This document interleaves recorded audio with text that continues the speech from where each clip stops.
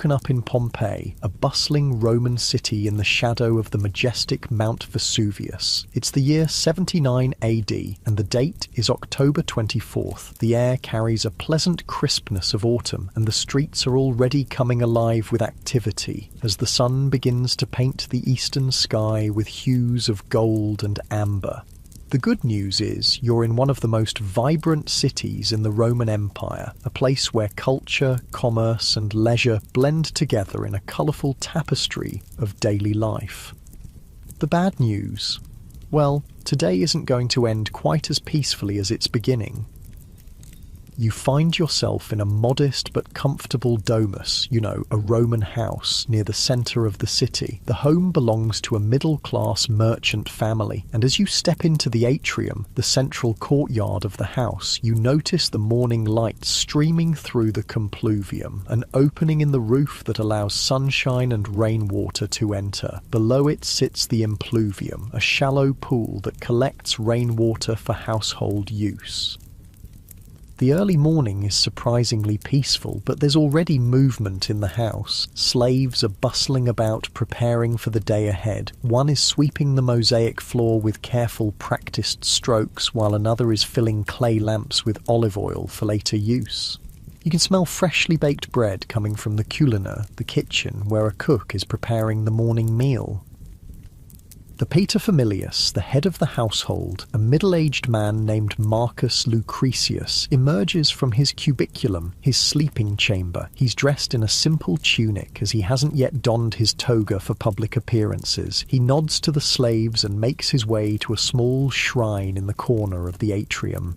This is the lararium, where small statues of the household gods reside. Marcus lights a small incense stick and says a brief prayer for protection and prosperity.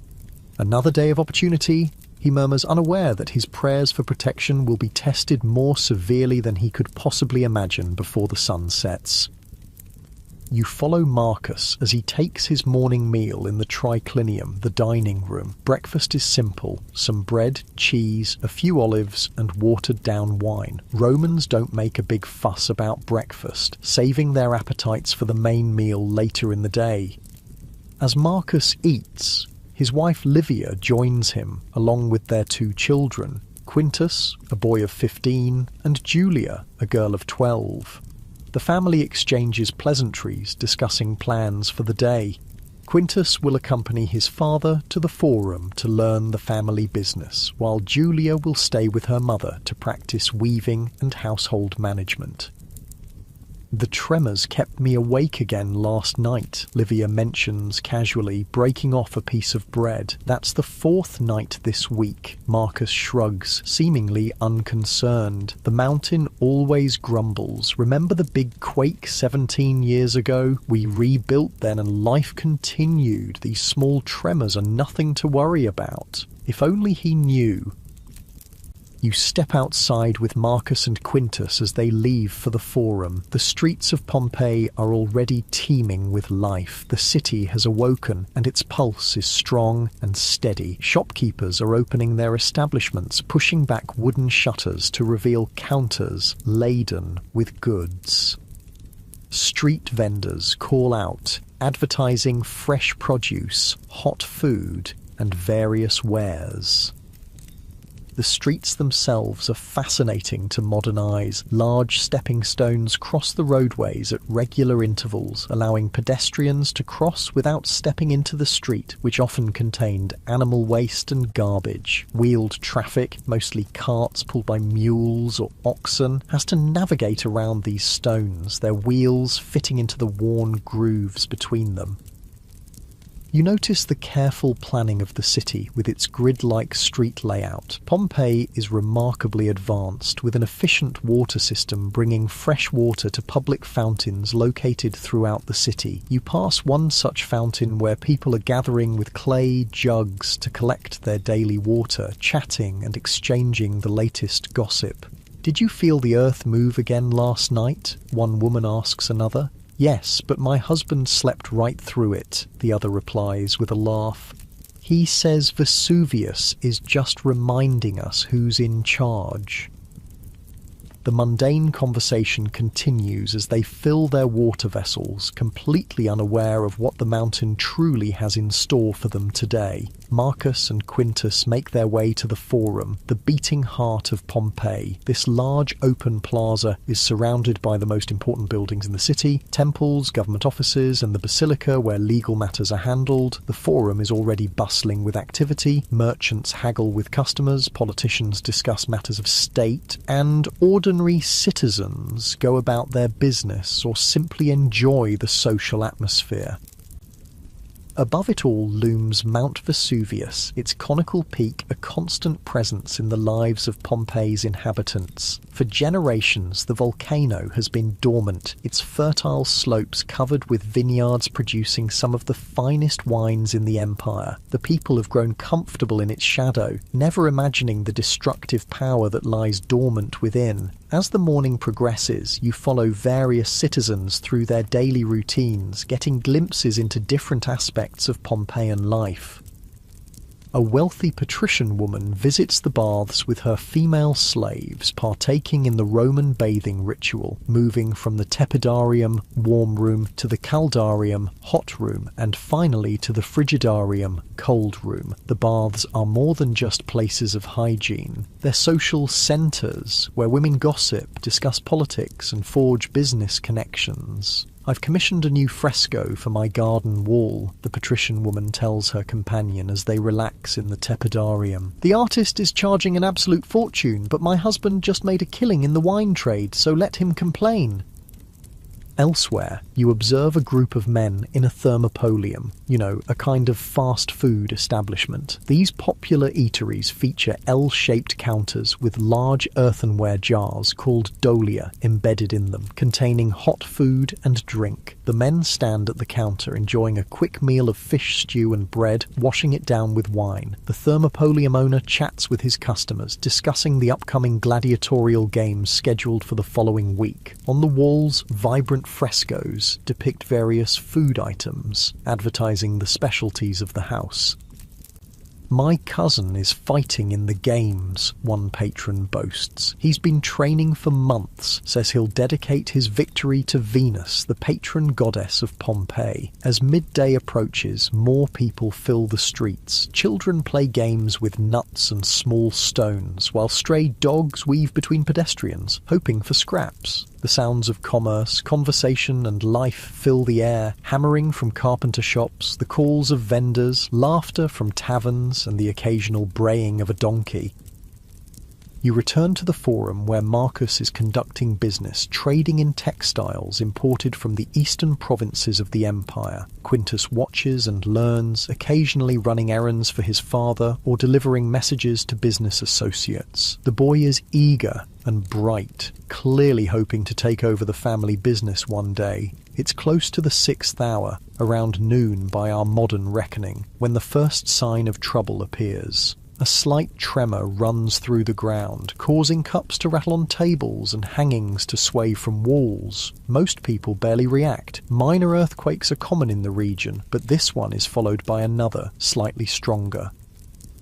A few people glance uneasily toward Mount Vesuvius. For the first time, you notice something different about the mountain, a thin wisp of dark smoke rising from its peak. It's so subtle that most people don't even notice it yet. An old man with a weathered face points to the smoke. "The mountain is breathing heavily today," he remarks to no one in particular. There's a note of concern in his voice that wasn't present in the casual mentions of tremors earlier. Marcus notices it too, and pauses in his business dealings. "Perhaps we should conclude our business quickly today," he says to his trading partner. "I want to check on my family." As if responding to the growing concern, a deeper rumble emanates from the mountain and the ground trembles more noticeably. Now people are starting to pay attention. Conversations stop and heads turn toward Vesuvius. The thin wisp of smoke has thickened and darkened. Something is definitely happening in the streets. The mood shifts. The casual bustle takes on an edge of uncertainty. Parents call their children closer and merchants begin to secure their goods. No one is panicking yet. After all, the mountain has grumbled before, but there's a growing sense that something unusual is occurring. You follow Marcus and Quintus as they hurriedly make their way back home. The streets are becoming more crowded, as others are also deciding to return to their families. The tremors continue, increasing in frequency and strength. By the time they reach their domus, a cloud of dark smoke is clearly visible above the mountain. Livia and Julia are in the atrium, looking worried. "What's happening?" Livia asks as soon as they enter. "I'm not sure," Marcus replies, attempting to sound calm, "but I think we should prepare to leave the city, just as a precaution." As the family begins to gather valuables and necessities, a tremendous roar splits the air, so loud it seems to shake the very foundations of the earth. Everyone freezes, eyes wide with terror. You rush to the doorway and look toward Vesuvius. What you see turns your blood cold. The mountain's top has seemingly exploded, and a massive column of black smoke, ash, and fire is shooting thousands of feet into the sky. The column rises higher and higher, spreading at the top like a monstrous pine tree. As the family joins you at the door, their faces pale with fear, the first pieces of pumice, light, porous volcanic rock, begin to fall from the sky. They're small at first, no bigger than coins, pattering on the roof like hail. "Grab only what you can carry," Marcus orders, his voice tight with urgency. "We need to leave now." The family rushes to gather their most precious possessions: a small chest of coins, jewellery, a few family heirlooms. The slaves are instructed to take essential supplies. Outside, the streets are filling with panicked citizens. The falling pumice is getting larger, some pieces the size of a fist, causing injuries as they strike people. The sky, bright and blue just hours before, has darkened to an ominous grey-black, as if night has fallen at midday. Marcus leads his family toward the harbour, hoping to escape by sea. Thousands of others have the same idea, creating a terrifying crush of humanity flowing through the narrow streets. The air is becoming difficult to breathe, filled with ash and acrid fumes. "Cover your mouths with cloth," Marcus shouts over the din, tearing a piece from his tunic for Julia to use. The falling debris is getting heavier and more dangerous. Buildings are beginning to collapse under the weight accumulating on their roofs. The orderly streets have become obstacle courses of fallen masonry, abandoned possessions, and in some tragic cases, the bodies of those who have already succumbed. As you follow the desperate family through the choking darkness, witnessing the beginning of one of history's most famous natural disasters, you can't help but wonder how many will escape, and how many, like the city itself, will be frozen in time by the mountain's fury. The rhythmic falling of the pumice creates an almost hypnotic backdrop to the unfolding catastrophe. Tap, tap, tap on the stone streets, crack, snap, rumble as structures give way, and through it all the distant, continuous roar of the volcano, like some ancient god awakened from slumber and unleashing its wrath upon the mortal world. As Marcus and his family push through the panicked crowds toward the harbour, the blanket of ash grows thicker, the air harder to breathe. The once vibrant city is being slowly erased, covered in a shroud of grey that will preserve it for centuries to come.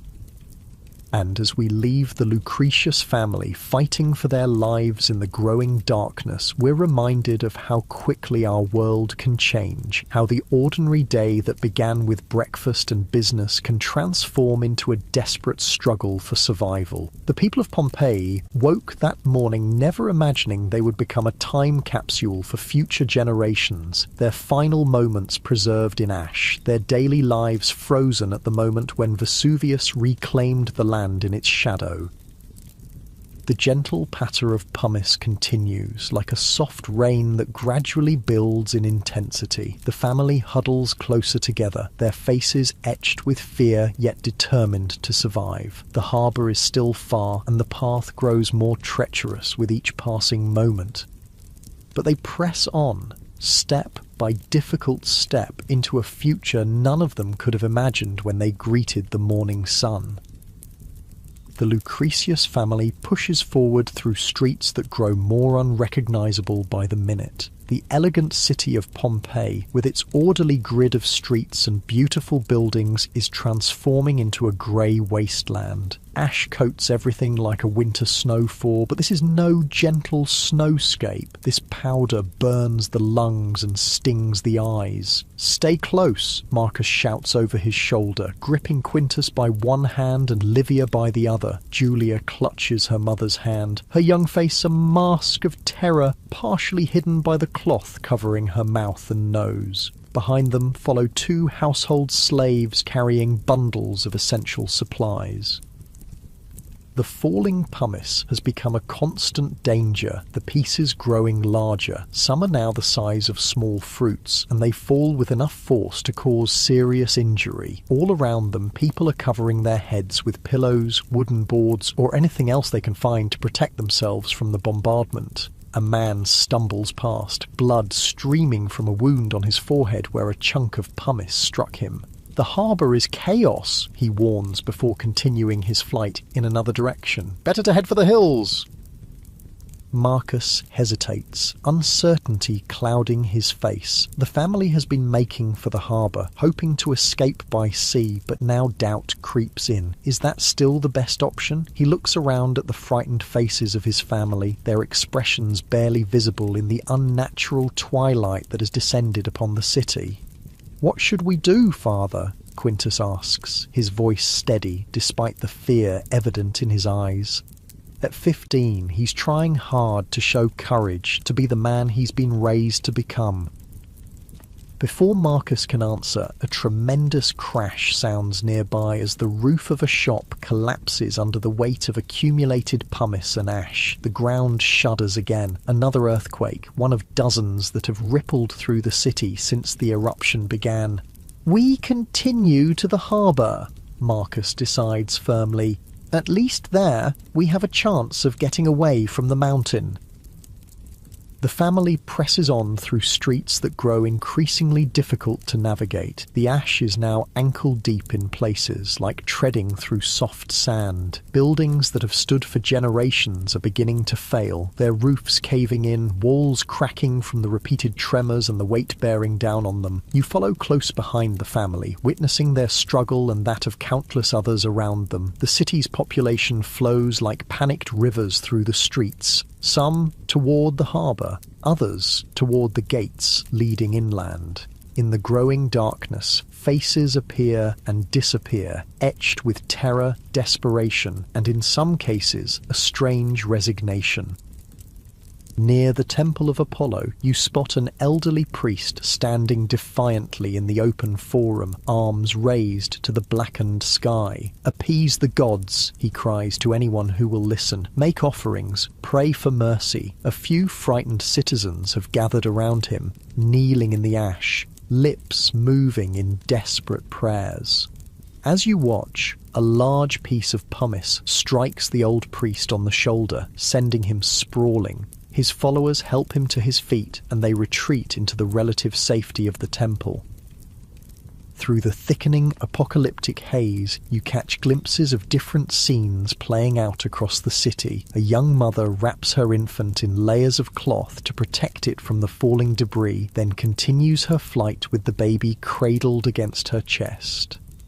A group of men break into an abandoned villa, looking for valuables left behind. A dog runs frantically through the streets, barking and searching for its master.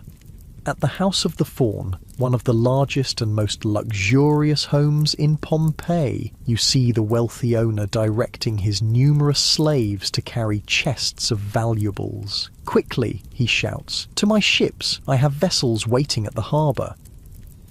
Meanwhile, the Lucretius family has reached the busy street of Via dell'Abbondanza, normally the bustling commercial heart of Pompeii. Now it's a corridor of fear, choked with fleeing citizens. The shops that line the street, bakeries, wineries, textile merchants and food stalls, stand abandoned, some with goods still displayed. Frozen moments of ordinary life interrupted by disaster. The air has grown thicker, harder to breathe. It's It's not just ash now, but also toxic fumes seeping up from beneath the earth. People around you are coughing, some collapsing to their knees, struggling for air. Cover your faces tighter, Marcus instructs his family. Breathe through the cloth. Julia stumbles, nearly falling in the thickening ash. One of the slaves, a man named Titus, who has been with the family for years, scoops her up without breaking stride. "I've got you, little mistress," he says, his own breathing laboured but his dedication unwavering. The group pauses briefly in the shelter of a portico to catch their breath. The scene around them is apocalyptic. The sky has darkened to a deep, unnatural black grey, with only the occasional flash of lightning from the eruption column providing brief, ghostly illumination. The continuous rain of pumice and ash creates a persistent, terrifying patter, like thousands of impatient fingers drumming on every surface. Livia clutches Marcus's arm. "The children," she says, her voice barely audible over the rumbling of the mountain and the sounds of panic around them. "We must think of the children. Are we making the right choice?" Before Marcus can answer, a man staggers toward them through the ash-filled portico. You recognise him as Numerius Papidius, a prominent citizen and friend of the family. "Marcus," he calls, his voice raspy from the ash. "Don't go to the harbour. I've just come from there." The sea has withdrawn hundreds of feet from the shore. Ships are stranded in the mud, and the waves, when they return, he makes a crashing gesture with his hands. Some vessels have already been swamped. This is grim news indeed. When the sea retreats dramatically, it often returns with devastating force, something understood even in ancient times. The harbour may not be the sanctuary they had hoped for. "What are you going to do?" Marcus asks his friend. "My family has taken shelter in the cellar of my country villa outside the city walls," Numerius replies. "I came back to help others. The stone buildings are strongest. Some may survive if the roofs don't collapse from the weight." As if to emphasise his point, another tremor shakes the ground, and more pumice rains down around the portico. A section of cornice breaks free from the building across the street, crashing into the ash-covered ground with a muffled thud. Marcus looks at his family, his wife's frightened face, his son's determined expression, his daughter held safely in the arms of their loyal slave. The decision weighs heavily on him. Continue to the uncertain harbour, try to flee inland, or seek shelter and wait out the mountain's fury. "We'll head for the Villa of the Mysteries," he decides finally, naming a large estate on the outskirts of the city. "My friend Lucius owns it. The buildings are strong, and it's far enough from the Forum that there will be fewer people seeking refuge there." Numerius nods in agreement. "A wise choice. The villa has thick walls and strong rooms. If any building survives, it might be one like that." With their new destination decided, the family moves out from the shelter of the portico. The going is even more difficult now. The ash is calf-deep in places, and the continuous rain of pumice has created treacherous piles of debris. They're forced to detour several times around collapsed buildings or streets made impassable by rubble. As they navigate through what was once the vibrant heart of Pompeii, you notice how the familiar landmarks of the city are being erased, covered in the grey shroud that has descended from Vesuvius. The colourful wall paintings, the street-side shrines to household gods, the political graffiti scrawled on walls, all gradually disappearing under layers of volcanic ash. The evacuation has become more desperate now. Those who delayed leaving are frantically trying to make up for lost time. An overloaded cart has tipped over at a corner, spilling a family's possessions across the street. The owner tries vainly to salvage what he can, while urging his wife and children to continue on foot. "Leave it all," he shouts when his wife tries to help him. "Just go, go!" The human drama unfolding around you is both heartbreaking and awe-inspiring. Acts of selfishness occur alongside moments of extraordinary heroism and sacrifice. A man abandons an elderly woman, presumably his mother, when she can't keep up with his pace. Moments later, a stranger stops to help the woman, half carrying her despite the danger to himself.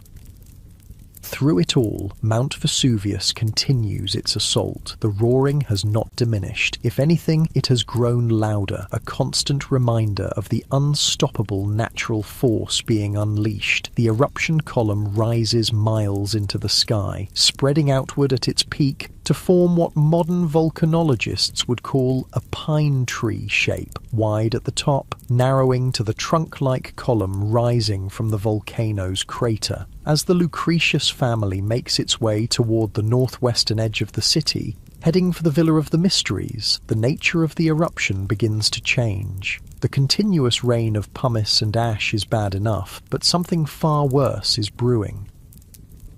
You notice it first, a strange cloud forming on the slopes of the mountain, different from the towering column above. This cloud is hugging the ground, moving with terrifying speed down the mountainside toward the city. It's dark, roiling with internal lightning and consuming everything in its path. This is the first pyroclastic surge, a superheated avalanche of gas, ash and rock fragments that can move at hundreds of miles per hour and reach temperatures of hundreds of degrees. It represents the deadliest phase of the eruption, the one that will claim most of the lives lost in Pompeii.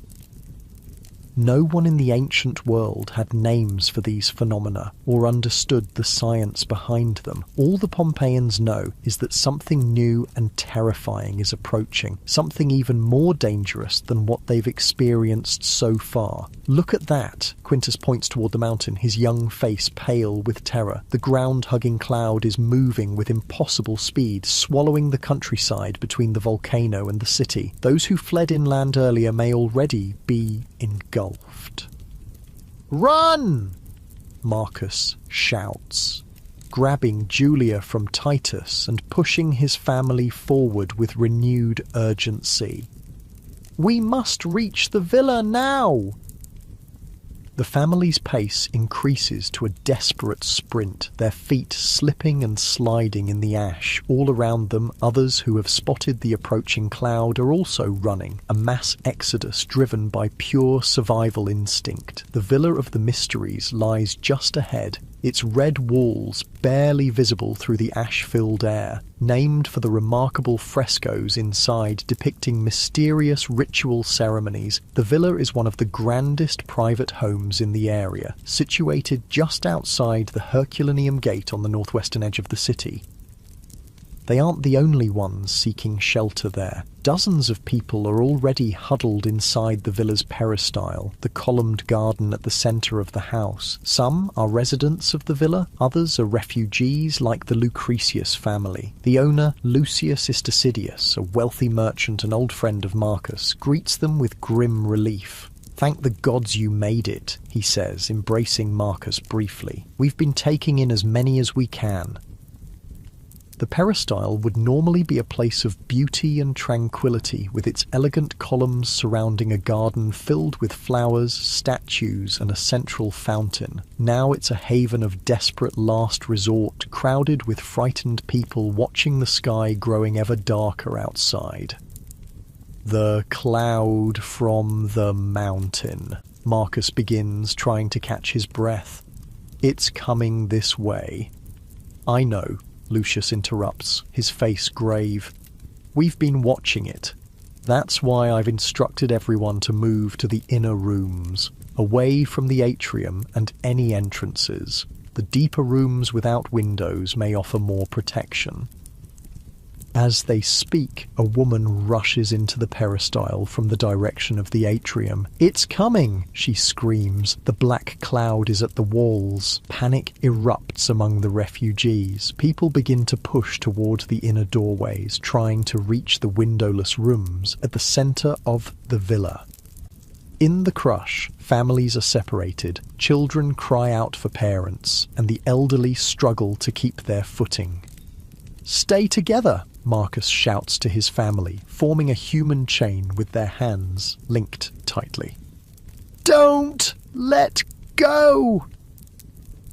You follow them as they push through the panicked crowd, making their way toward a small, sturdy room that might have once been a storage area for wine or provisions. Its thick walls and lack of windows make it one of the safer places to shelter. The room is already crowded, but people squeeze tighter to make space for newcomers. Oil lamps provide flickering illumination, casting long shadows across frightened faces. The air is stale and increasingly difficult to breathe, filled with the exhalations of dozens of people and the ash that clings to their clothes and hair. Outside, the world has gone completely dark. Even the meagre light that penetrated the ash cloud earlier has vanished. The sound of falling pumice on the villa's roof is now accompanied by a new noise, a deep, rushing roar growing rapidly louder. "Get down!" someone shouts. "Cover your heads!" The Lucretius family huddled together in a corner of the room. Marcus wraps his arms around Livia and Julia, while Quintus presses close to his father's side. The loyal slaves Titus and a woman named Drusilla crouch nearby, their status distinctions temporarily forgotten in this moment of shared humanity facing death. "I love you all," Marcus says, his voice steady despite the terror in his eyes. "Whatever happens, know that." The rushing sound outside grows to a deafening roar. The walls of the villa begin to vibrate, and dust shakes loose from the ceiling. People pray, weep, or sit in stunned silence. Some cover their ears against the terrible noise, while others embrace loved ones. And then it hits. The pyroclastic surge that will define Pompeii's fate. The superheated cloud of gas and ash envelops the villa, seeking entry through every crack and opening. The temperature outside rises to hundreds of degrees in an instant. Inside the windowless room, the temperature also begins to climb, though more slowly. The thick stone walls provide some insulation, but the air grows hotter by the second. Breathing becomes painful as the heated air scorches lungs. "Breathe through your tunics," Marcus gasps, pressing the fabric of his garment to his mouth. Shallow breaths. The heat continues to rise. Some of the weaker individuals, the very young, the elderly, those already weakened by the arduous evacuation, begin to lose consciousness. The room grows quieter except for laboured breathing and occasional moans of distress. Julia slumps against her father, her small body going limp. "Julia!" Livia cries out, shaking her daughter. The girl's eyes flutter but don't open. "She's just fainted from the heat," Marcus assures his wife, though uncertainty edges his voice. "She'll be all right." But the pyroclastic surge outside shows no signs of abating. If anything, it grows more intense. The heat in the room rises to unbearable levels. One by one, people succumb to the heat and toxic gases seeping in, their bodies arranged in final postures of desperation, protection, or resignation. Marcus pulls his family closer, their bodies pressed together in one final embrace. "Close your eyes," he whispers. "Think of cool breezes from the sea. Think of spring flowers in the forum. Think of..." His voice trails off as consciousness begins to slip away from all of them. The loyal slaves, Titus and Drusilla, reach out to touch the family they served in life, all social boundaries erased in their final moments. Outside, the pyroclastic surge continues its deadly passage over Pompeii, sealing the fate of the city and most of its inhabitants. The ash and pumice continue to fall, burying structures and bodies, creating the time capsule that will preserve this moment for centuries to come. In their final moments, as consciousness fades, the Lucretius family and those around them have no idea that they will become a window into Roman life for future generations. They don't know that their city, their homes, their possessions, and, tragically, their bodies will be preserved in stunning detail, a snapshot of a vibrant civilization frozen at the moment of catastrophe. The pyroclastic surge passes, but others will follow. The eruption of Vesuvius will continue for many hours, perhaps days, adding layer upon layer of volcanic material to the shroud covering Pompeii. When it finally ends, the city will lie beneath meters of ash and pumice, entirely hidden from view, its location eventually forgotten as new settlements are built nearby. The rushing sound fades, replaced by an eerie silence broken only by the softer patter of falling ash. The first surge has passed, leaving destruction in its wake. In the room where the Lucretius family sought shelter, most have already perished from the intense heat and toxic gases. A few stronger individuals cling to life, but their fate is sealed by subsequent surges that will come in waves throughout the eruption. As life ebbs from the last survivors, the ash continues to fall, gently covering bodies, filling rooms and smoothing over the contours of the once bustling city. It falls on the forum where merchants conducted business just hours before. It falls on the amphitheatre where gladiators once fought to the cheers of thousands. It falls on the temples where prayers went unanswered, on the baths where citizens once socialised, on the bakeries where bread still sits in ovens, never to be eaten. Pompeii is becoming a ghost city, its streets empty except for the bodies of those who couldn't escape, now being gently covered by the volcanic shroud that will preserve them for millennia. The vibrant wall paintings, the graffiti, the mosaics, all are being sealed away, protected from the ravages of time by the very disaster that claimed so many lives. In the room where the Lucretius family made their last stand, the ash begins to filter in through cracks and openings, covering the huddled bodies. As the organic material of their bodies eventually decays, they will leave behind hollows in the hardened ash, human-shaped voids that, centuries later, archaeologists will fill with plaster to recreate their final moments. The loyal slave Titus, still holding his little mistress Julia protectively, Livia and Marcus embracing, their son Quintus pressed against them, Drusilla reaching out to touch the family she served. These postures of their final moments will be preserved, a heartbreaking tableau of a family facing death together. And so they remain as the hours turn to days, the days to years, the years to centuries. Pompeii slips from memory, its location lost to time. The eruption fades into legend, a cautionary tale passed down through generations. And all the while, beneath the fertile soil that will eventually cover the ash, the city waits, its streets, buildings, artifacts, and people perfectly preserved. A moment in history frozen by Vesuvius's fury.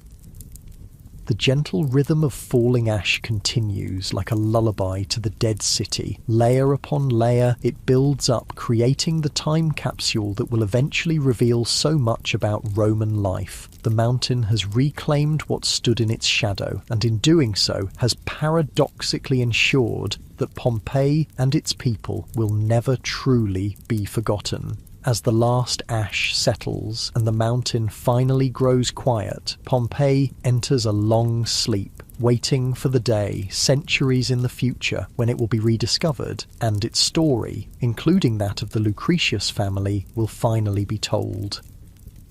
As ash continues to fall over Pompeii, let's shift our gaze across the Bay of Naples to Misenum, where a 17-year-old boy named Gaius Plinius Caecilius Secundus, known to history as Pliny the Younger, is witnessing the catastrophe from a distance. His account, written years later in letters to the historian Tacitus, will provide the only eyewitness record of the eruption to survive to modern times. Young Pliny is staying with his uncle, Pliny the Elder, who commands the Roman fleet stationed at Misenum. The elder Pliny is not just a naval commander, but also a renowned natural philosopher and author known for his curiosity about the natural world. It's early afternoon when Pliny's mother points to a strange cloud rising from the direction of Vesuvius.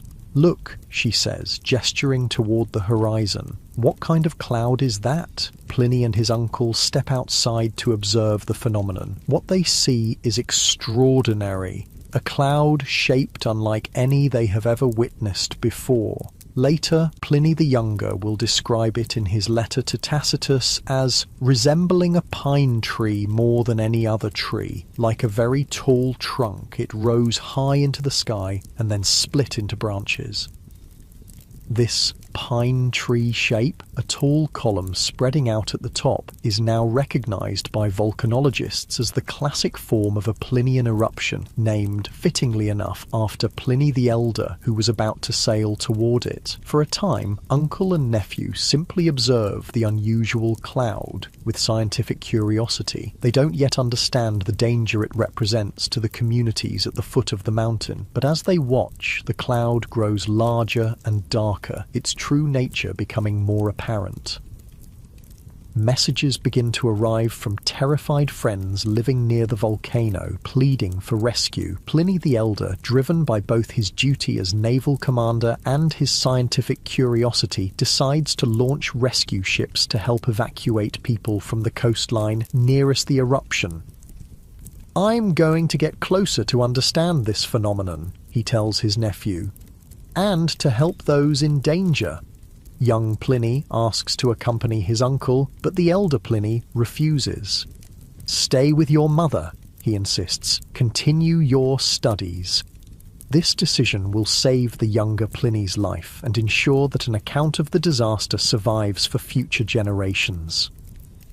As his uncle departs with the fleet, young Pliny returns to his studies, attempting to maintain some normalcy despite the ominous cloud growing on the horizon. But as the afternoon progresses, the situation at Misenum itself begins to deteriorate. Across the bay, the Lucretius family and others trapped in Pompeii are already fighting for their lives, but at Misenum the danger is only beginning to become apparent. The ground trembles with increasingly violent earthquakes. The sea recedes strangely from the shore, stranding marine creatures on the suddenly exposed seabed. Then, most alarmingly, a black cloud from the eruption begins to spread across the bay toward them.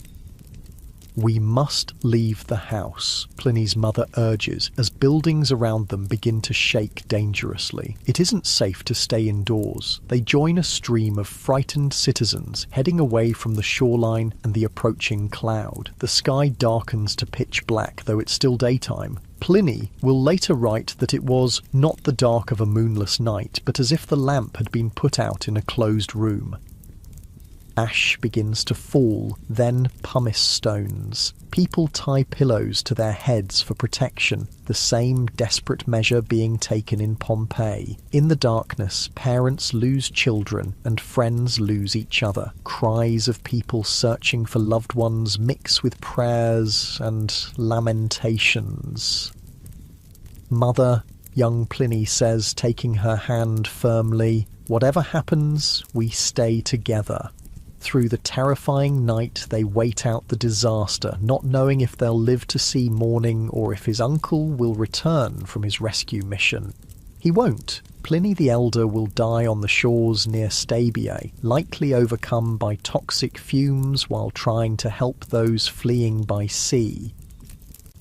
While the younger Pliny and his mother survive their brush with death at Misenum, let's return to Pompeii to witness other stories unfolding in the doomed city. Near the great amphitheatre in the southeastern part of the city, a gladiator named Celadus has been training when the eruption begins.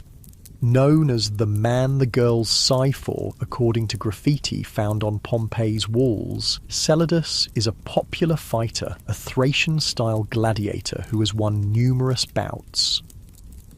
The gladiatorial barracks are eerily empty today. Many of his fellow fighters are in Naples for games being held there. When the mountain first erupts, Celadus is cleaning his equipment in the training yard, preparing for upcoming matches. His trainer, an older man named Saturninus, who was once a celebrated gladiator himself, is the first to notice the strange cloud. "Celadus," the old man calls, pointing toward Vesuvius. "Something's happening at the mountain." The gladiator looks up from polishing his helmet, his practiced eyes narrowing at the sight. "That's no ordinary cloud," he says, setting aside his work. "I've seen smoke from forest fires in my homeland. This is different." As the gravity of the situation becomes clear, Celadus faces a choice. As a gladiator, he is essentially property, bound to his Lanista, the owner of his troop. Technically, he shouldn't leave without permission, but with ash beginning to fall and panic spreading through the city, such niceties of ownership seem suddenly meaningless. "I'm going to help people get out of the city," he tells Saturninus. "Are you coming?" The old trainer nods. Better to die doing something worthwhile than cowering here. Together, they venture into the increasingly chaotic streets. Their powerful builds and the natural authority that comes from their profession help them organize small groups of panicked citizens, directing them toward the gates leading away from the volcano. "Cover your heads!" Celadus shouts above the din, demonstrating by tying a piece of cloth over his own short-cropped hair. "Stay together! Move quickly, but don't run blindly!" For several hours, the gladiator and his trainer work tirelessly, helping the elderly who have fallen, carrying children whose parents are overburdened, and providing a sense of order amid the chaos. They make multiple trips to different neighborhoods, guiding groups to relative safety before returning for more. But as the pyroclastic surges begin to hit the city, even their courage and strength prove insufficient against the power of nature. Caught in the open during one of their rescue efforts, they have nowhere to hide when the superheated cloud of gas and ash rolls down the streets. In their final moments, the gladiator and trainer stand their ground rather than flee, helping others into a sturdy building nearby. They are still ushering the last stragglers to shelter when the surge engulfs them, preserving them forever in poses not of combat, but of compassion. Elsewhere in the city, in the elegant house of the Vetii, two wealthy freedman brothers have a different experience of the disaster. Aulus and Numerius Vettius, former slaves who have built a successful business and risen to considerable prosperity, are known for their lavishly decorated home filled with beautiful frescoes and artwork. When the eruption begins, the brothers are hosting a business meeting with several important clients in their opulent triclinium, the dining room where Romans typically conducted business while reclining on couches and enjoying fine food and wine. "It's probably nothing serious," Aulus assures his guests as the first tremors shake the cups on the table. Vesuvius often grumbles. But as ash begins to fall and the sky darkens, even the optimistic Aulus must acknowledge the danger. The brothers quickly gather their valuables, coins, jewellery, and small precious items that can be carried easily. Their clients depart hastily to check on their own families. "What about the artwork?" Numerius asks, looking around at the beautiful frescoes that adorn their walls, scenes of cupids engaged in various trades that likely represent the brothers' business interests. "We can't take the walls with us," Aulus responds pragmatically. "We'll acquire new art when we rebuild elsewhere." Unlike many Pompeians who delay their evacuation too long, the Vetii brothers act decisively. They gather their household slaves, about a dozen men and women who maintain their luxurious lifestyle, and prepare to leave the city. "You have served us well," Numerius addresses the assembled slaves. "Follow us now, and if we survive this calamity, I vow you will be rewarded for your loyalty." It's a moment that reveals much about Roman society. Even in this life-or-death situation, the social hierarchy remains intact. The slaves have no choice but to follow their masters, their fates tied inextricably to men who once were slaves themselves. The Vetii household sets out together, the brothers carrying their valuables, the slaves burdened with supplies and additional household treasures. They make for the Nuceria Gate, planning to head southeast, away from the volcano. But the gods, it seems, have different plans for the household. As they make their way through the ash-filled streets, the roof of a nearby building collapses under the weight of accumulated pumice. Aulus is struck by falling debris and severely injured. The household is forced to take shelter in a nearby Phalonica, a laundry workshop with thick walls.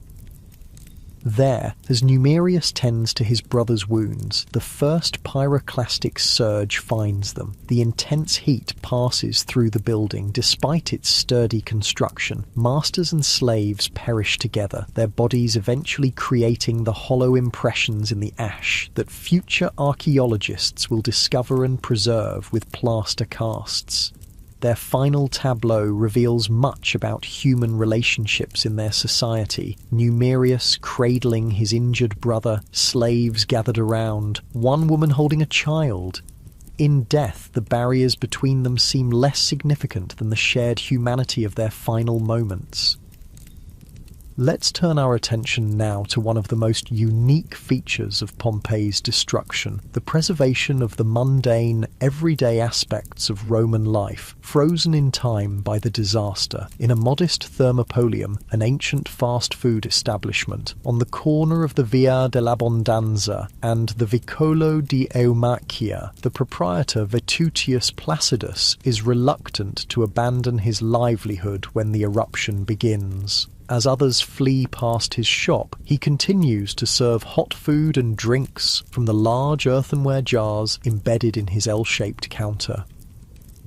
"It will pass," he tells a customer who suggests he close up shop and evacuate. "And when it does, people will be hungry and thirsty. That's good business." Vetutius continues working as ash begins to accumulate in the street outside. His wife pleads with him to leave, but he's stubborn. "Just a little longer," he insists. "People need hot food on a day like this." Business actually improves for a time as refugees from neighborhoods closer to the volcano stop for sustenance before continuing their journey. Vetutius serves them all, accepting coins and filling cups with watered wine and bowls with simple stews kept warm in his counter jars.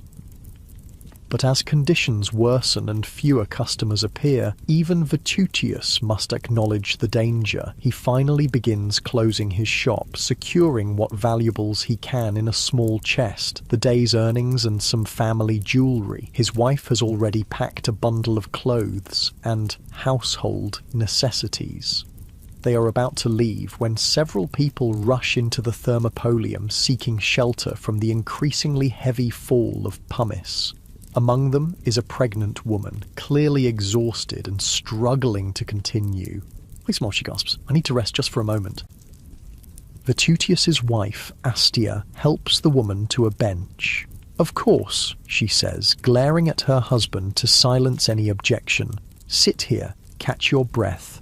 That moment of compassion seals their fate. The delay proves costly as they wait for the pregnant woman to recover enough to continue. By the time they're ready to leave, the fall of pumice and ash has become too dangerous to venture outside.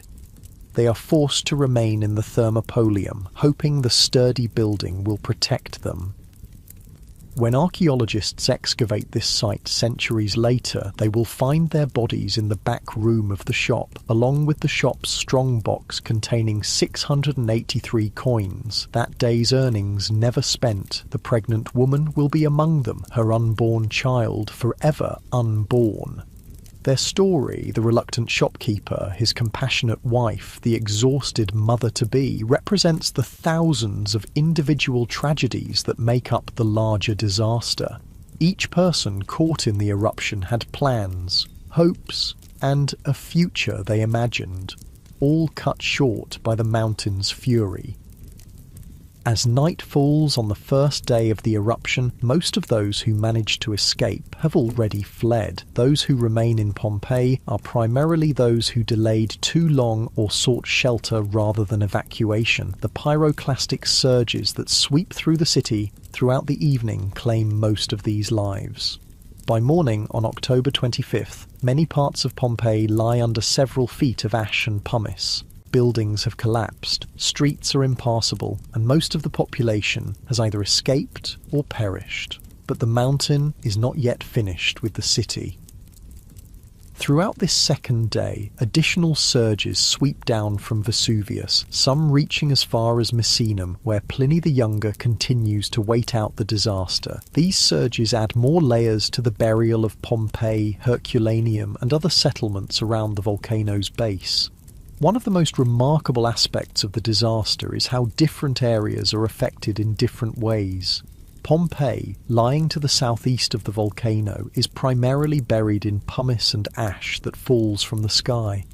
Herculaneum to the west is hit more directly by pyroclastic flows that bury it in a harder, more cement-like material up to 75 feet deep in places. This difference in burial material leads to different types of preservation. In Pompeii, the ash creates moulds around bodies as they decompose, leaving hollow spaces that archaeologists will later fill with plaster to recreate the victims' final poses. In Herculaneum, the flesh is essentially carbonized, preserving even details like facial expressions and clothing. The eruption continues for approximately 18-20 hours in total, though smaller emissions and earthquakes persist for days afterward. When it finally ends, Pompeii has vanished from the landscape, buried under approximately 20 feet of volcanic material. The region is unrecognizable. Where a thriving city once stood, there is now only a grey, lifeless plain. The coastline has been extended as volcanic material fills in part of the bay. Rivers have been diverted, valleys filled, and hills created where none existed before. Those who survived the disaster, perhaps as many as half of Pompeii's population who evacuated early enough, can't even identify where their city once stood. The landmarks are gone, the geography altered. Many refugees make their way to Naples or other cities, carrying nothing but the clothes on their backs and whatever small valuables they manage to take with them.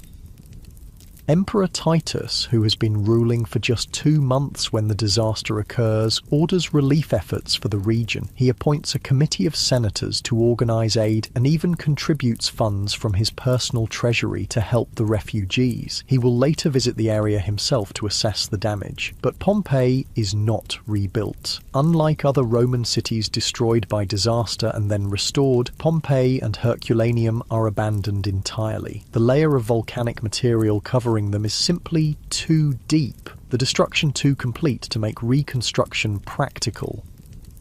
Over time, even the memory of exactly where these cities stood begins to fade. New settlements arise in the region, built upon the new landscape created by the eruption. Farmers plough fields above the buried city, occasionally turning up artifacts but not recognizing their significance. For nearly 1,700 years, Pompeii sleeps beneath its ashen blanket, a time capsule preserving a single day in the life of a Roman city. The people frozen in their final moments, the buildings with their vivid artwork, the streets with their wheel ruts and stepping stones, the shops with goods still on shelves, all wait in darkness for the day they will be rediscovered and their story told again. The rhythm of falling ash has long since ceased, replaced by the subtle shifting of earth as it settles over centuries. The mountain that claimed so many lives returns to dormancy, though it will awaken again many times throughout history. The landscape heals, green plants growing from the fertile volcanic soil, nature reclaiming what was briefly a wasteland. And so Pompeii rests, its streets silent, its people stilled, its daily life interrupted mid-moment, preserved not in life, but in death, waiting for future generations to uncover its secrets and learn from its tragedy. The ash-covered ruins of Pompeii lay silent for centuries, the once bustling streets now still and hidden from the world above. The memory of the city faded, its exact location forgotten as generations passed. Farmers tilled the fertile volcanic soil that covered the ancient ruins, unaware of the extraordinary time capsule that lay beneath their feet. Occasionally, someone might dig a well or plough a field and encounter a peculiar stone or artifact, but these discoveries were dismissed as curiosities, their true significance overlooked. Nearly 17 centuries passed in this way. The Roman Empire rose and fell. Nations were born and transformed. The world changed in countless ways that the citizens of Pompeii could never have imagined. And all the while, their city waited, preserved in its moment of tragedy, untouched by time. The rediscovery of Pompeii began not with a grand expedition, but through a series of accidents and coincidences. In 1592, an architect named Domenico Fontana was digging a canal to divert the Sarno River when he uncovered ancient walls and inscriptions, but he simply noted these findings and continued his work, not realizing their importance. The true rediscovery would wait until 1738, when workers digging the foundations for a summer palace for the King of Naples, Charles of Bourbon, struck something unusual. Ancient marble and bronze statues of remarkable craftsmanship. The king, intrigued by these findings, ordered more excavations in the area. Initially, these excavations were not what we would consider proper archaeology today. They were more like treasure hunts, with workers instructed to find valuable objects that could decorate the king's palaces or be added to his collection. Little attention was paid to the context of these discoveries, or to less spectacular findings that might have revealed more about daily life. The excavators didn't even know which city they had found. At first, they believed they were excavating Stabiae, another town destroyed by Vesuvius. It wasn't until 1763 that an inscription was discovered clearly identifying the site as Pompeii. Meanwhile, nearby Herculaneum had been discovered in 1709 through a similar accident when a farmer digging a well found theatrical marble works. Let's imagine one of these early excavations through the eyes of a young worker named Paolo, hired to dig at the site in the 1740s.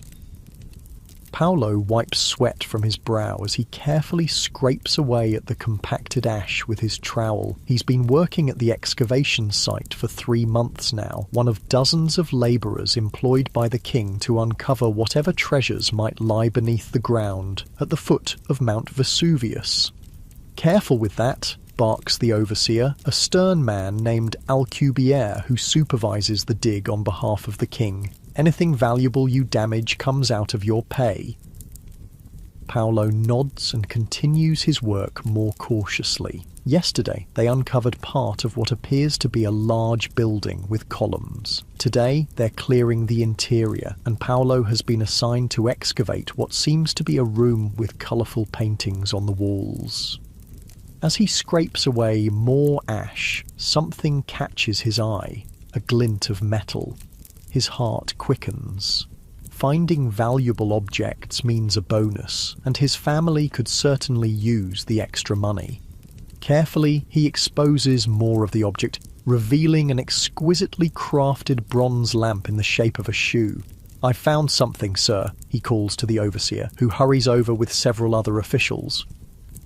The lamp is quickly documented in a basic notebook, its location noted and a simple sketch made, before it's removed from the site to join other treasures destined for the king's collection. Paolo feels a momentary pang of regret as it's taken away. There's something poignant about removing these objects from where they've rested for so long, disconnecting them from their original context. "Back to work," the overseer commands. "There's more to find." And indeed, there is. The room Paolo is excavating turns out to be remarkably well preserved, with vibrant frescoes depicting mythological scenes covering the walls. The officials are excited by this discovery, but they're primarily interested in whether the paintings can be cut from the walls and transported to the royal collection, not in understanding the room's purpose or the lives of those who once used it. This approach, prioritizing beautiful objects over archaeological context, characterized the early excavations at Pompeii. Many artifacts were removed with little documentation, and entire sections of the city were excavated haphazardly, with workers tunneling through structures and often causing damage. Despite these limitations, word of the discovery spread throughout Europe, capturing the imagination of scholars, artists, and wealthy travellers. Pompeii became an essential stop on the Grand Tour, an educational journey undertaken by young European aristocrats. These visitors often took souvenirs, further depleting the site of its artifacts. As the 18th century gave way to the 19th, attitudes toward archaeology began to change. Scholars started to recognize that there was value not just in beautiful objects, but in understanding the context in which they were found, in reconstructing daily life rather than simply collecting treasures. One of the most significant figures in this evolution was Giuseppe Fiorelli, who became director of the excavations in 1863 after Italy's unification. Fiorelli revolutionized the approach to Pompeii, introducing systematic methods that form the foundation of modern archaeology. We must excavate not to find beautiful things but to increase historical knowledge, Fiorelli insisted to his workers. Every fragment, every wall, every space has a story to tell. Under Fiorelli's direction, Pompeii was divided into a grid of regions and insular blocks, creating a system for precisely documenting the location of every finding. He insisted on careful excavation that preserved structures rather than tunnelling through them. Perhaps most importantly, he made sure that ordinary objects, cooking utensils, tools, everyday pottery, were valued and preserved alongside more spectacular findings. But Fiorelli's most famous innovation came from a remarkable observation. While excavating, workers occasionally encountered curious cavities in the volcanic ash, spaces where something had been encased but had since decomposed, leaving its impression in the compacted material. Fiorelli realized that these cavities were the spaces left by the bodies of victims. Over centuries, the soft tissues had decayed, but the hardened ash had retained the exact shape of their bodies at the moment of death. In a stroke of genius, he developed a technique for filling these cavities with plaster, creating casts that revealed the victims in astonishing detail, their postures, clothing, and even facial expressions preserved in their final moments. Let's imagine the day of this groundbreaking discovery. It's a warm spring morning in 1863, and Fiorelli is overseeing excavations in a street near the Stabian Gate. A worker named Marco calls out excitedly, having discovered a large cavity in the ash. "Director Fiorelli, there's something strange here. A large hollow space with what looks like bones inside." Fiorelli hurries over, his scholarly mind already racing with possibilities. He examines the cavity carefully, noting the human bones visible at one end. "This is it," he murmurs, almost to himself. "This is what I've been theorizing about." He turns to his assistant. "Bring the plaster mixture immediately. We're going to try something new." Workers carefully mix plaster of Paris with water, creating a liquid that can be poured into the cavity. Fiorelli directs the operation, ensuring the plaster flows into every part of the space. Then they wait for it to harden, the anticipation palpable among the gathered workers and scholars.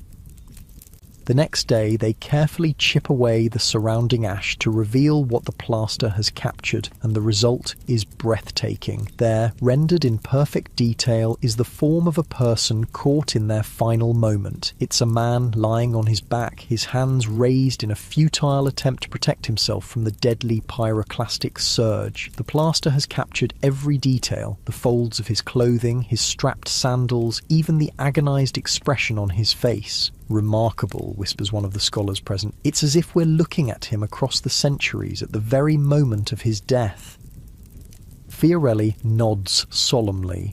"This is not just a scientific technique," he says. "This is our duty to the dead, to remember them, to bear witness to their final moments." This technique would eventually be used to create hundreds of casts, each telling its own poignant story. A mother cradling her child, a dog straining at its chain, a group of people huddled together in their final moments. These casts humanized the disaster in a way that artifacts alone never could, creating a powerful emotional connection between modern viewers and the ancient tragedy. As the excavations continued through the late 19th and into the 20th century, more and more of Pompeii was uncovered, revealing a remarkably complete picture of Roman urban life. Ordinary homes, shops, public buildings, streets, water systems, graffiti, all preserved as if frozen in time. One particularly remarkable discovery came in the form of carbonized food items, bread loaves still in ovens, fruits in bowls, and even complete meals that had been on tables when the eruption began. These findings provided unprecedented insight into the Roman diet and food preparation methods. The House of the Veti, which we visited earlier in our story, was excavated in the 1890s, revealing some of the most beautiful and well-preserved frescoes in all of Pompeii. The brothers Aulus and Numerius, wealthy freedmen who had once been slaves themselves, had clearly spared no expense in decorating their home with vibrant artwork depicting mythological scenes and charming cupids engaged in various trades. Nearby, archaeologists discovered the plaster casts that may well have been the Vetio brothers and their household, confirming the story we imagined of their final moments together. The Thermopolium of Vetusius Placidus was excavated in the early 20th century, revealing the L-shaped counter with its embedded storage jars just as we described it. In a back room they found the strongbox containing 683 coins, the day's earnings that Vetusius never had a chance to spend. Each new discovery added another piece to the puzzle, allowing archaeologists and historians to reconstruct not just the buildings and streets of Pompeii, but the lives of its inhabitants, their work, their leisure activities, their religious practices, their social structures. The graffiti found on Pompeii's walls proved especially valuable, offering unfiltered glimpses into the thoughts, opinions, and daily concerns of ordinary people. Political slogans, advertisements, declarations of love, crude jokes and insults, all preserved exactly as they were written nearly 2 millennia ago. One wall bears the inscription, "Celadus the Thracian gladiator is the delight of all the girls." This simple graffito confirms our story of the popular gladiator who, in our narrative, died helping others escape the eruption. Another reads, "I made bread here, baker Proculus, a humble labourer leaving his mark for posterity, never imagining that his simple statement would be read thousands of years later." As excavations continued into the 20th century, archaeological methods became increasingly sophisticated.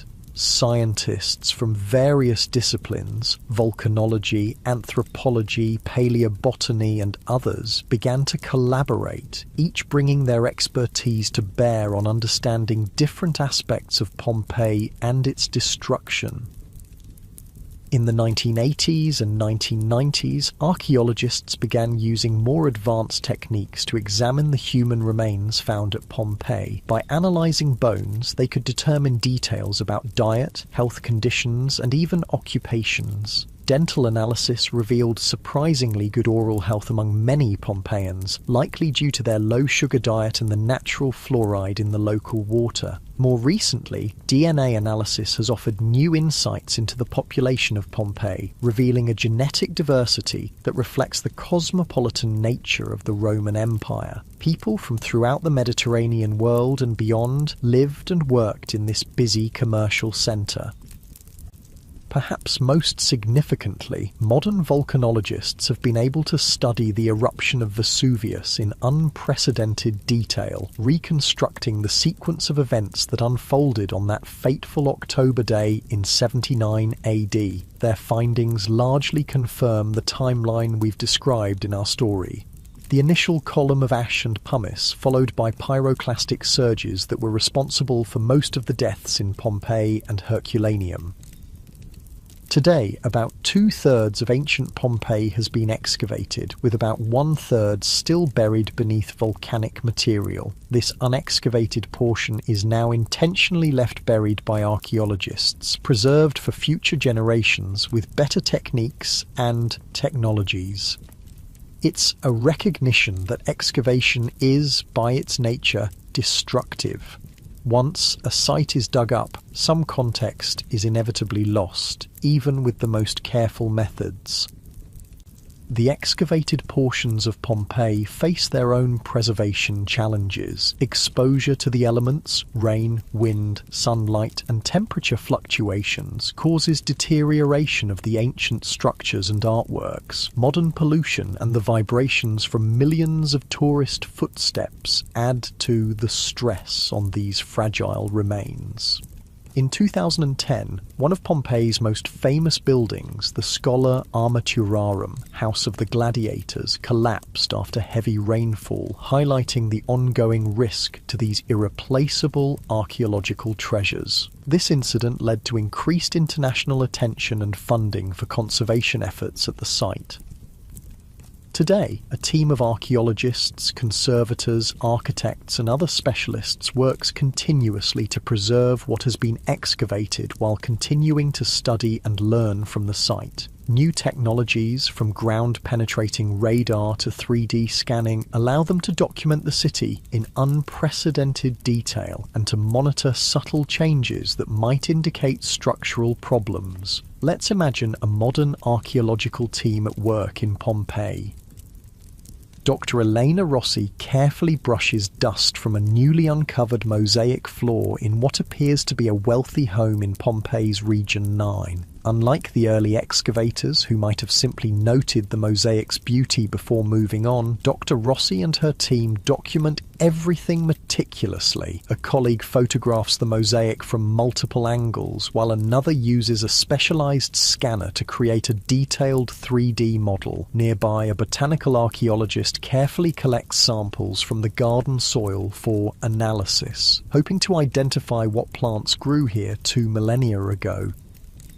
"Look at this craftsmanship," Dr. Rossi remarks, pointing to the intricate pattern of the mosaic. "The owner of this house spared no expense. See how the tesserae gets smaller and more detailed in the central emblem? That's the mark of a master craftsman." Her colleague nods. "The pigments used here are interesting too. Some of these blues might have come from as far away as Afghanistan. It shows the reach of Roman trade networks." This level of detailed analysis, considering not just what was found, but what it tells us about technology, trade, and social status, represents the evolution of archaeological thought since those early treasure hunts of the 18th century. As they work, tourists observe from behind barriers, cameras clicking as guides explain the significance of what they're seeing. Pompeii receives over 2.5 million visitors annually, making it one of Italy's most popular tourist destinations and creating a delicate balance between accessibility and preservation.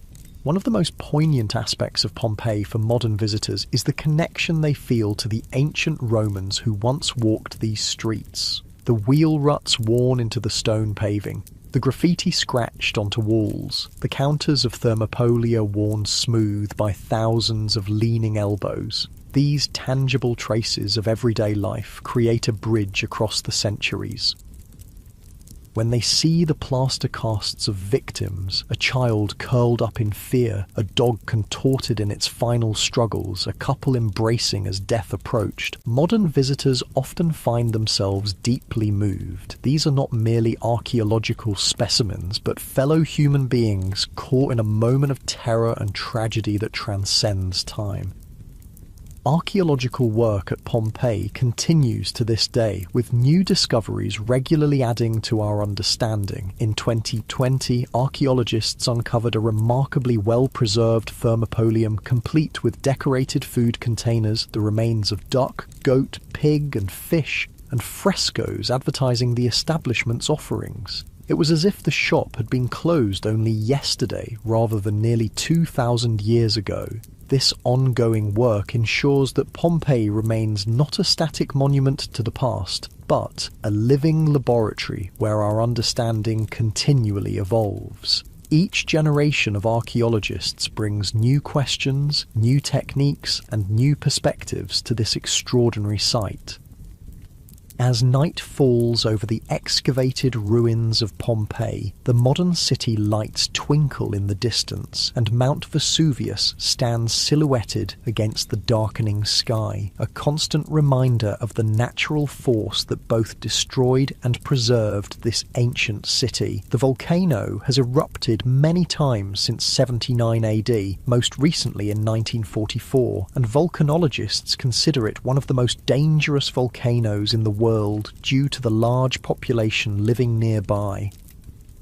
In the quiet evening hours, when the tourists have departed and only security guards patrol the silent streets, it's easy to imagine the ghosts of Pompeii's inhabitants going about their business. Marcus Lucretius negotiating with customers in the forum, Celadus the gladiator training in the barracks, Vetutius serving food from his thermopolium counter, the Vetii brothers hosting guests in their lavishly decorated triclinium.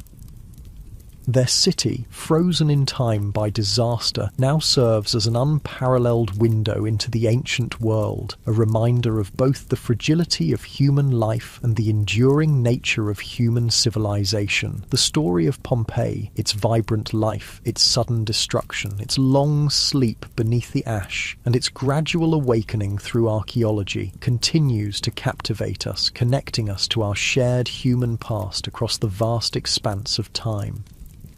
As the gentle Mediterranean breeze whispers through the ruins, carrying the scent of pine and distant seas, we can almost hear the echoes of Roman voices from that fateful day, going about their ordinary lives, unaware that their final moments would become an enduring testament to the human experience, preserved for thousands of years beneath the shadow of the mountain.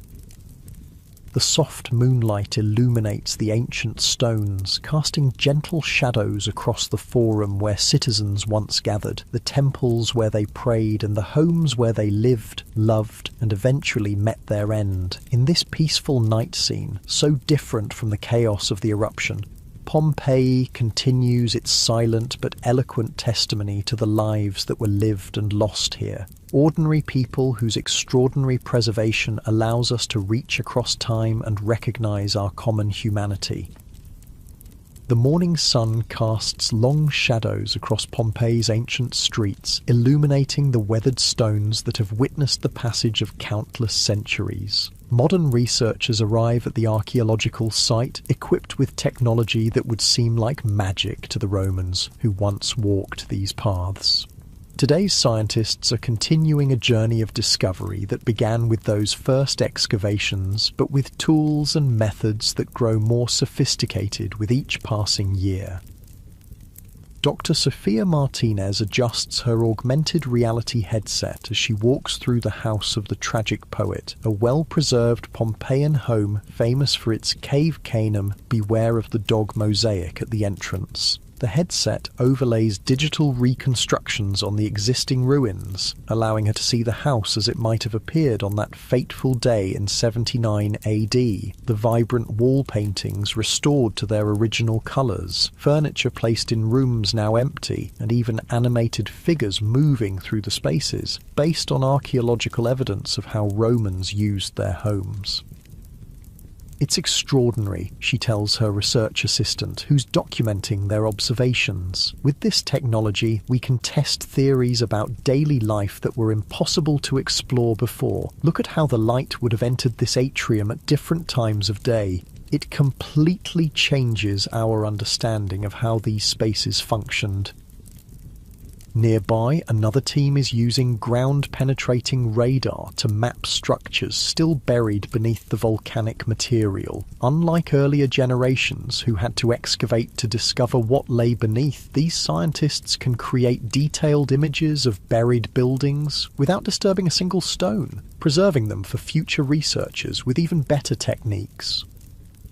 We've identified what appears to be a large public building in the unexcavated section of Region 9, explains Dr. Paolo Russo, studying the radar imagery on his tablet. Based on its layout, it might be another bath complex, but rather than dig it up immediately, we're creating a complete digital model first. Future archaeologists will thank us for our restraint. This approach represents a profound shift in archaeological philosophy, where early excavators raced to uncover as much as possible as quickly as possible. Modern researchers often choose to leave discoveries buried, protected from exposure to the elements, pollution, and tourism until they can be properly preserved. In the laboratory section of Pompeii's research centre, other specialists apply equally advanced techniques to artefacts and human remains. A bioarchaeologist examines the teeth from a cast of a young woman, using isotope analysis to determine where she grew up based on the chemical signature of the water she drank as a child. She wasn't born in Pompeii, the scientist notes with interest. The isotope patterns suggest she grew up in North Africa, perhaps Alexandria. It's another piece of evidence showing how diverse and cosmopolitan this city was, a true crossroads of the Roman Empire. Nearby, a paleobotanist studies carbonized food remains from a recently excavated kitchen, identifying the exact species of plants that were being prepared for a meal never eaten. The analysis reveals not just what Pompeians ate, but their agricultural practices, trade connections, and even social status based on the types of food available to different households. In another lab, a team uses advanced imaging techniques to read carbonized scrolls from the Villa of the Papyri in neighbouring Herculaneum, texts that were thought to be lost forever, too fragile to unroll physically without destroying them. The villa contained what was essentially a private library, with hundreds of philosophical texts that offer unprecedented insight into intellectual life in the Roman world. We're revealing words that no human eye has seen in nearly 2,000 years, whispers a researcher, as text begins to appear on her screen. This particular scroll appears to contain unknown works of Epicurean philosophy. It's like receiving a message in a bottle across the centuries. These modern scientific approaches, from DNA analysis to 3D modelling to spectroscopic techniques for analysing pigments and materials, are revolutionising our understanding of Pompeii and its inhabitants. Each new investigation adds another layer to our knowledge, bringing us closer to the people who lived and died in the shadow of Vesuvius. But perhaps the most profound change in our relationship with Pompeii is not technological but philosophical, a shift in how we view these ancient remains and our responsibility toward them. Dr. Martinez removes her AR headset and gazes at the actual ruins surrounding her. Technology helps us see what Pompeii was, she reflects. But there's something powerful about engaging with what it is now, too. A place transformed by catastrophe into something entirely different but no less meaningful. This perspective represents a growing recognition among archaeologists that ruins have their own significance and integrity. The Pompeii we can visit today is not simply a damaged version of the Roman city. It is a unique cultural landscape created by the interaction of human construction, natural disaster, time, and archaeological intervention. This evolving relationship with the past extends beyond the scientific community to the millions of visitors who walk Pompeii's streets each year. For them, the city offers something rare in our modern world, a place where time seems to collapse, where the distance between us and our ancestors becomes momentarily negligible.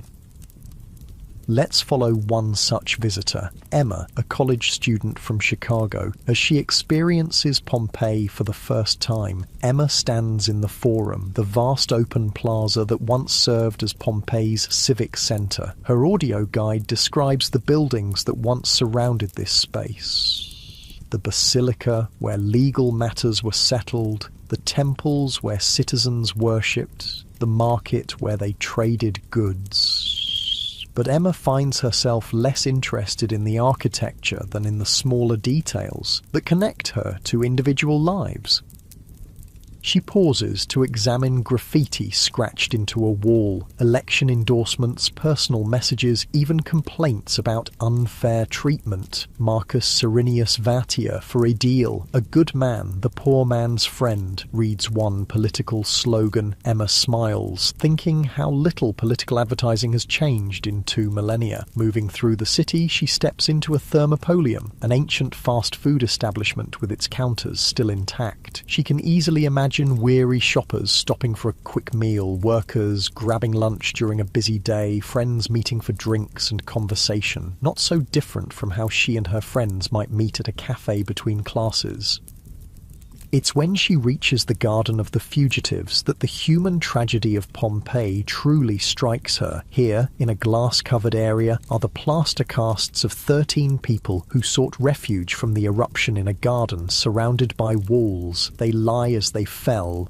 Men, women and children caught in their final moments. One figure has his hands raised to his face, perhaps trying to protect himself from the lethal gases. A small child lies close to an adult, likely a parent trying to provide comfort even in death. Emma stands in silence, unexpectedly moved by these strangers who died nearly 2,000 years ago. They are no longer abstract historical figures, but real people who feared and suffered and hoped just as she would in their situation. In that moment, the centuries between them seem to vanish. This emotional connection to the past is one of Pompeii's most powerful gifts to the modern world. The city's unique preservation allows us to see ancient Romans not as remote historical abstractions, but as people remarkably similar to ourselves, people who wrote graffiti, who enjoyed street food, who worried about politics and money, who loved their families. The plaster casts especially create an almost uncomfortably intimate connection across time. Unlike typical archaeological remains, fragmented bones or grave goods, these casts capture people in their most vulnerable moments, their body language expressing fear, pain, resignation, or love.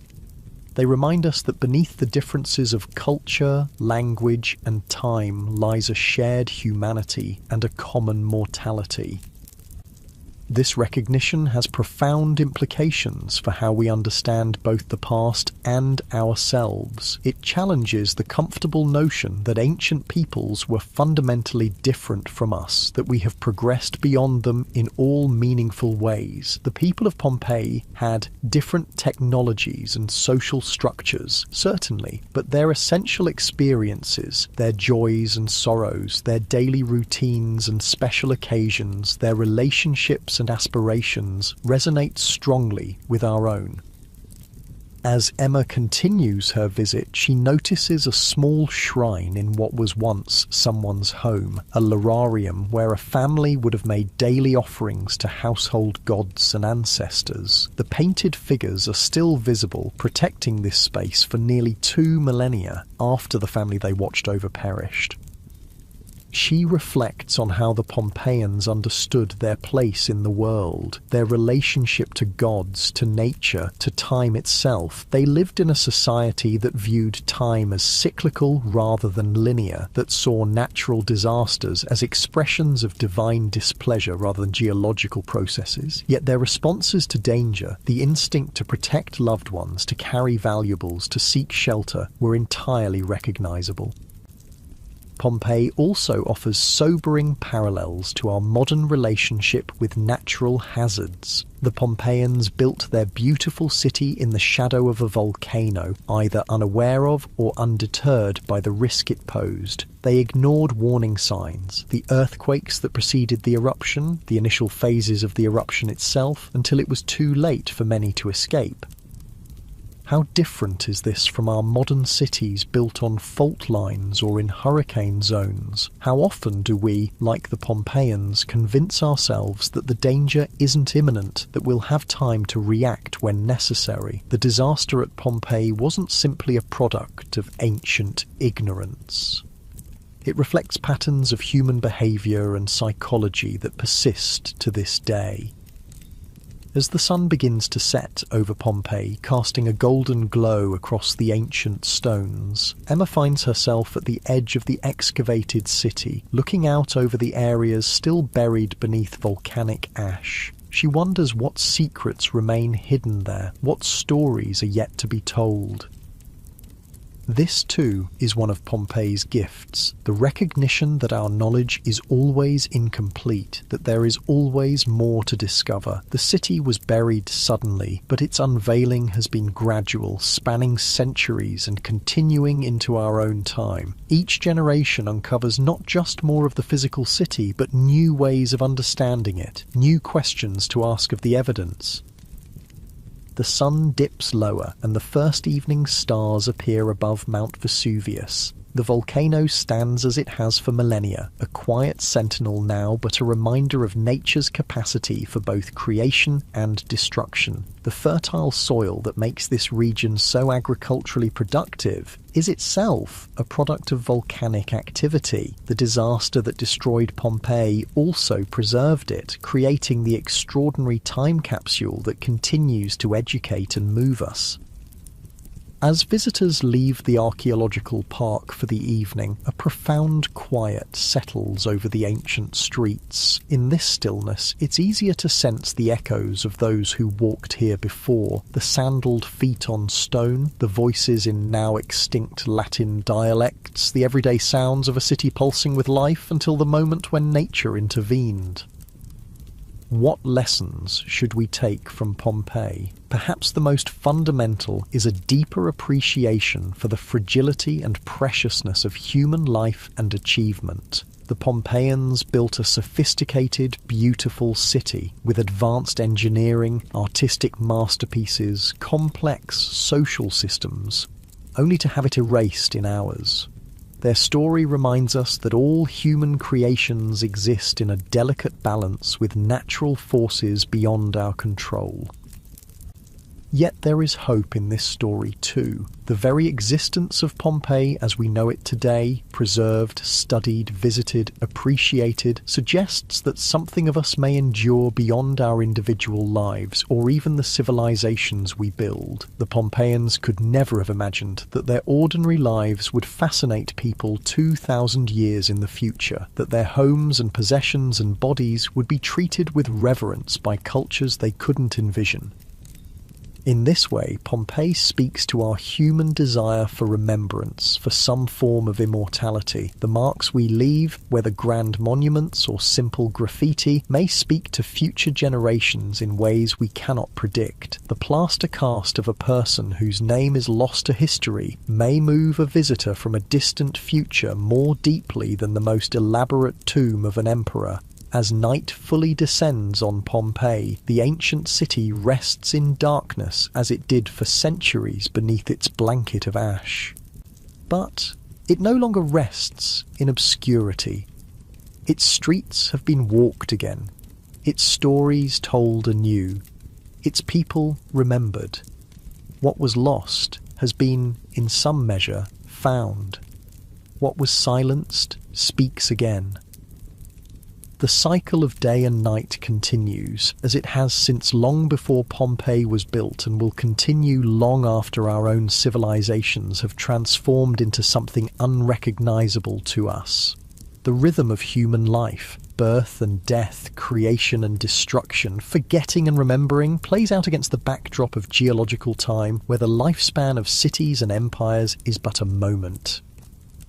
In the quiet darkness of Pompeii at night, this perspective brings not despair, but a strange comfort. We are part of something larger than ourselves, a human story that stretches backward and forward in time, connecting us to those who came before and those who will follow.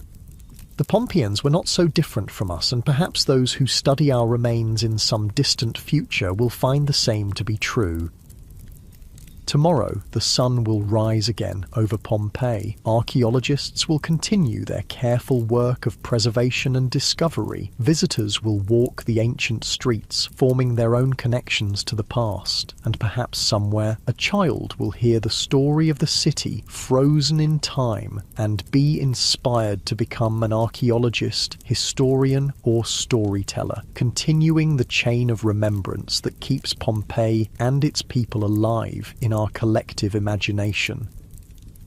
The story of Pompeii, of life interrupted, of ordinary moments made extraordinary through preservation, of human vulnerability and resilience, reminds us to appreciate the beauty and fragility of our own daily existence. Like the Pompeians on the morning of October 24th, 79 AD, we cannot know what tomorrow may bring.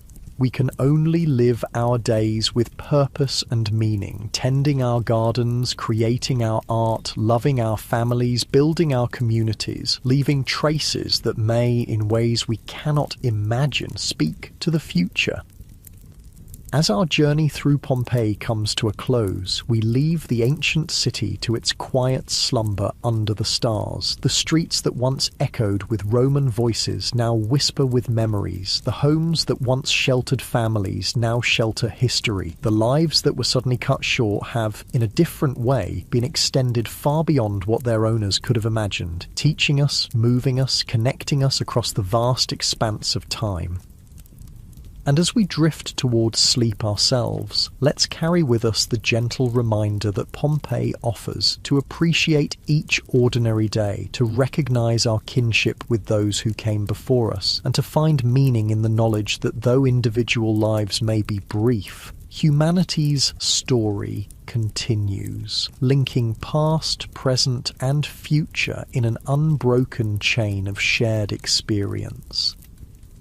The ancient Romans had a saying, memento mori, remember that you will die. But Pompeii adds a complementary truth. Remember also that something of us remains, that the small moments of our lives may speak to future generations in ways we cannot predict. This is perhaps Pompeii's most profound gift. Not just a window into the past, but a mirror that reflects our own humanity back to us, encouraging us to consider what traces we will leave behind, what stories will be told of us when our own chapter in history's book has closed.